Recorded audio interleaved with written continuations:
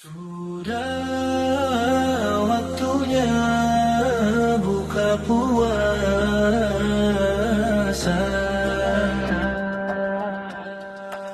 Mentari perlahan tenggelam di ufuk sana. Seharian sudah kita menahan dahaga. Lapar dan haus jadi saksi setia.